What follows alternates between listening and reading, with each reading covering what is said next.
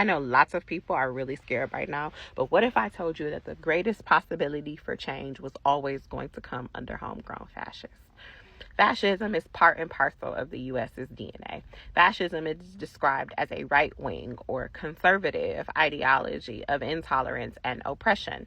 If you think about the origins of the United States and the political ideology that controlled the day, the racial hierarchy that existed at the time was incredibly intolerant and oppressive. There were black codes, there were slave laws, there was Jim Crow. There's always been a societal situation in which fascism was practiced against black people, right? And because anti-blackness is a cornerstone of the American project, y'all have heard me say this a bunch of times, white supremacy and whiteness are conflated with American identity, most explicitly and overtly in the 1790 Naturalization Act, but in a myriad of other ways in facets of society as well. 1790 Naturalization Act, in order to be eligible for citizenship, you had to be a free white person. In that way, whiteness is conflated with the American identity, right? And so the only reason whiteness has value is because of anti-blackness, right? So anti-blackness becomes a cornerstone of the American project, of Americans' political allocations and orientations, right? And so America, as part of its identity, as part of its DNA, has always had an aspect of fascism.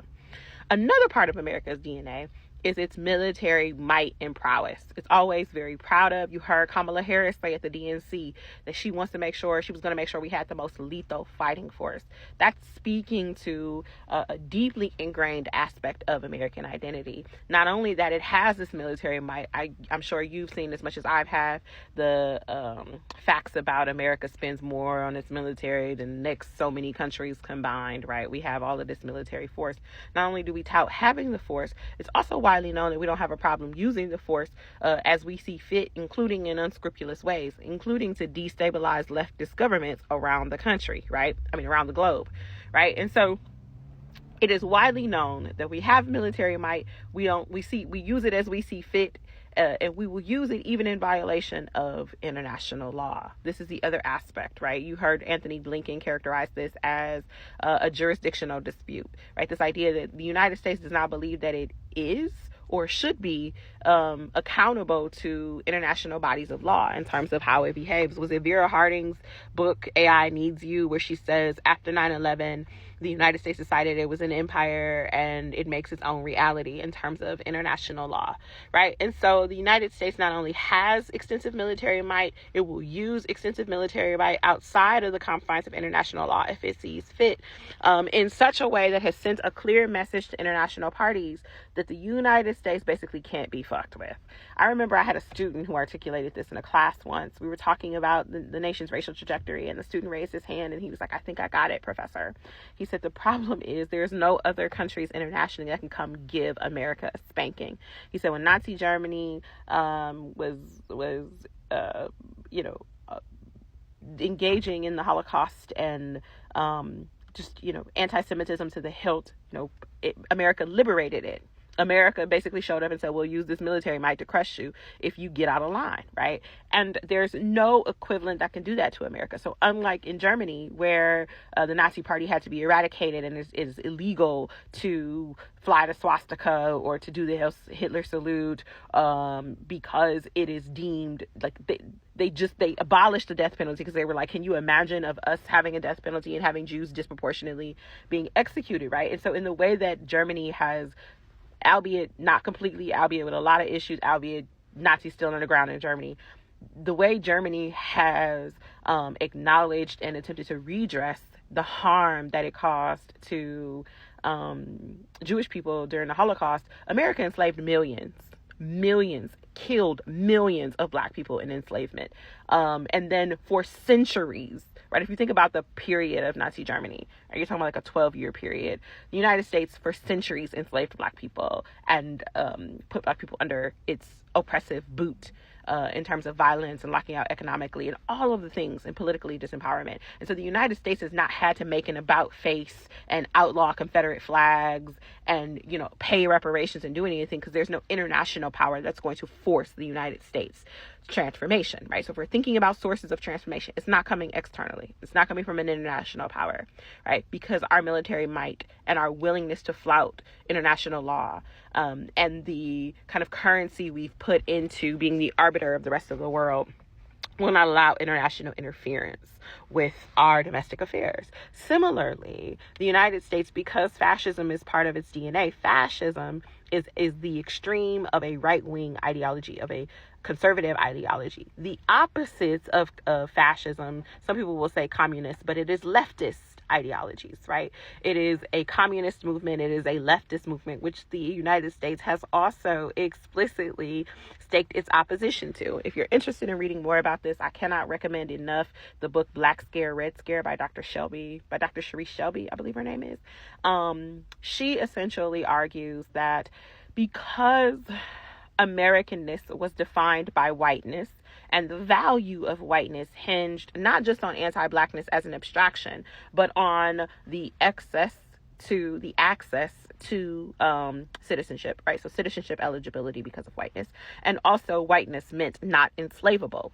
So it was the status of not being enslaved, and also the ability to access citizenship that made whiteness valuable. Post-Civil War America, the Civil War Amendments or the Reconstruction Amendments allow Black people access to citizenship. This is birthright citizenship that Trump's trying to end right now.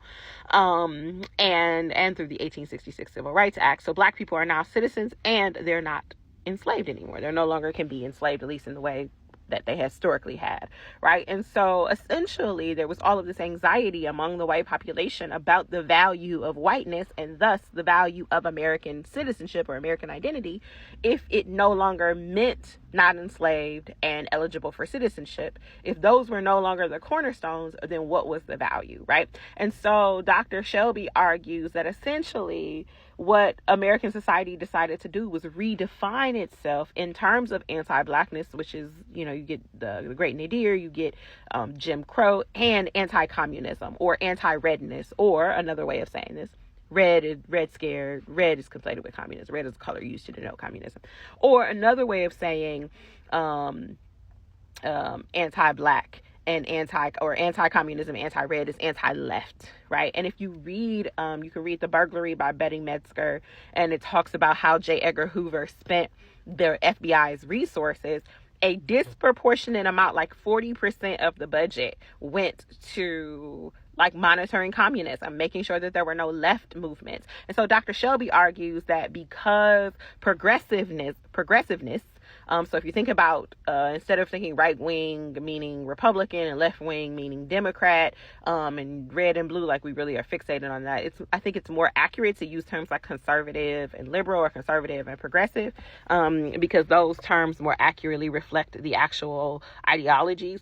But progressivism is about progressing, moving beyond the current, evolving, changing, which is what's required when you incorporate more people into the polity, which is what's required when you expand access and voting rights and change morals and values in order to reflect a wider array of experiences and vantage points, right? And so because progressives were associated and Black people were considered progressive because they wanted an expansion of what was available, then monitoring Black people as progressives and monitoring leftist movements, which were opposite to the fascism that had characterized the United States, became a priority of our law enforcement agencies. CIA internationally, and because they were worried international movements would spark or support or provide refuge for domestic folks who were interested in this. CIA internationally, FBI domestically, and this is well documented. Okay, so because of the military might that impedes international interference, and because of the domestic emphasis on watching and surveilling leftist movements and progressive movements, those two potential sources of transformation, or of sources that could create the conditions for transformation, are significantly not likely. Right? Just because they're just already, the United States recognizes them as a threat and prepares for them accordingly. It surveils, it sows discord. You know what they did to the Panthers. It disrupts, right? But it doesn't do the same to fascists, even though it knows fascism poses the greatest threat for domestic insecurity. The FBI memo said that. Google it, right? But it doesn't watch fascists. So fascists have always had greatest access to power, even though their values undermine the security of the U.S.